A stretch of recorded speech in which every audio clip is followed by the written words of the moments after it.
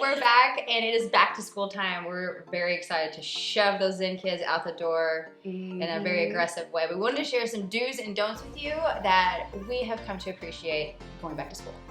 Yes, and as you all know, back to school can be stressful for your kids, but it can also be stressful for the parents. We know that you're counting down the minutes that you get your house back, you get your routine back, you get people out of your house. But we're here to help with a couple of things to hopefully make it a little smoother and to help you stress less this back to school season. All right, here we go. All right. Here's the do's. Yes, the do's. All right, Shannon, do buy the nice backpack. Now you've all been there where you buy like the discount one, kind of on sale, and it's like breaking by Christmas. Let's not do that. Just buy it. Just buy the one that's a little bit more substantial. Maybe get until college. I love this idea. You know, the one that can sport 17 keychains on it and not break, because you know those kids like to collect all the keychains and put them on just one zipper. I don't know why they can't like disperse it evenly, but it has to go on just one single zipper. Because you know if it does break in December, then it's out. Right. You're not buying any backpack. Santa's gonna bring you something you stop. Number 2, let them pick out their own school clothes. We might have conflicting views on this a little bit, but in my house, it just works so much easier as long as it's seasonally appropriate in the sense of you're wearing something that if you go outside, you're not gonna have to shed layers and layers of like your finest wool sweater, you know, on the first day of school. But as long as your kids are happy and it's in clothes that make them feel comfortable, let them wear what they're gonna wear. Unless you have like a uniform at your school and you have to do it, just don't go overboard on you have to have like the cutest of all end all be all first day outfits. It's really not worth it. Let them look a ratchet mess, because then it makes those pictures to look back on so much nicer. Exactly. I just always say shoes, make sure the shoes are always appropriate for activities in school. Yeah. Don't go to school in high heel. Yeah. Don't be that. Don't be that person. I always say, this is a big do for me. Walk your younger kids in the first day. This is kind of fun, and it kind of sets the precedent for the first day that if you don't even do anything the rest of the year, then the teacher's like, well, they were there on the first day, so at least I have that. You get that gold star. So get the gold star early, and then just slack off later. Exactly. And now that you're in the classroom, only volunteer for what you know you can provide with your time or your resources. Don't try to go overboard on signing up for every party or every snack. Whatever it is, just do what you're capable of doing and then let it go that you can't do anymore. You don't want to feel overcommitted. You don't want to be super stressed out having to host 17 different parties because they celebrate the craziest things nowadays in schools. So just only volunteer for what you know you have time for. And one thing we like to do is we have one thing that we like. Yes. One thing. We have the Valentine's Day party. I sign up for it every year across the board. So maybe pick something that you know that works in your schedule and that just be your thing and then blow it out. All right, so as you're heading out of the classroom and you've signed up for all the things, maybe take a look around and see if you see that new mom that's just dropping their kid up for the first time. Maybe offer them a little bit of helping hand or just ask if they're okay, because it is a tough time. We've all been there. It's really hard to drop your babies off. I mean, once they're out the door, you're like, yes!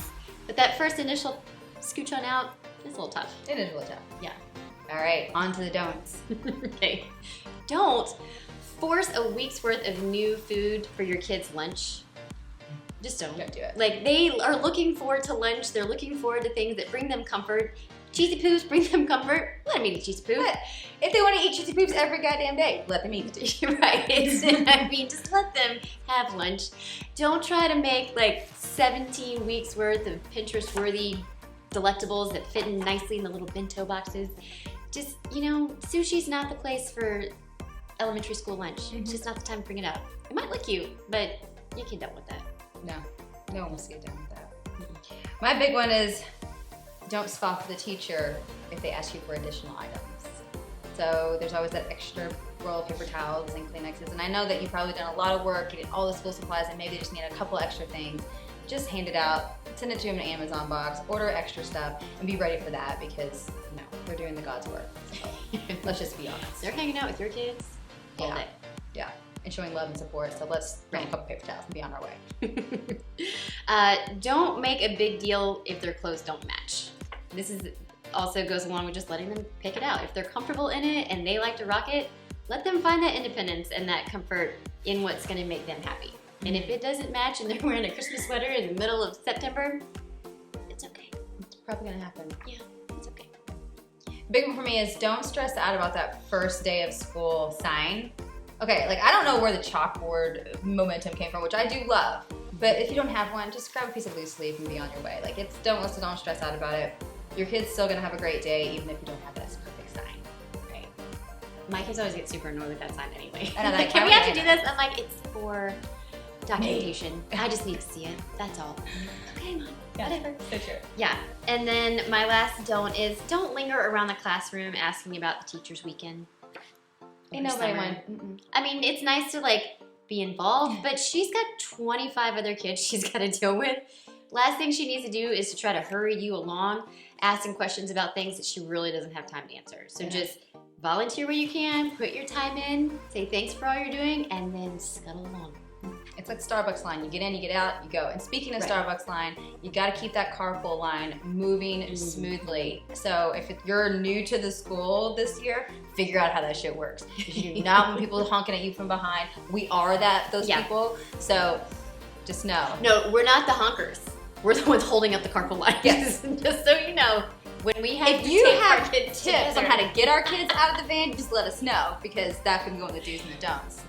Yeah, we've been honked at cars more times than not. So we're not throwing shade at anybody. We're just saying, just kind of figure out how it works. We're gonna try to figure it out this year. Yeah. Hey, what if A few years in, the carpool line, so Right. how it works. If we only get honked at 3 times? 3 times. I feel like that's gonna be like In a 1 week. huge success for us. All right, we love. Okay, so share any do's and don'ts that maybe you have. Add on to this. We want to see how you're conquering this transitional time of year. Have fun.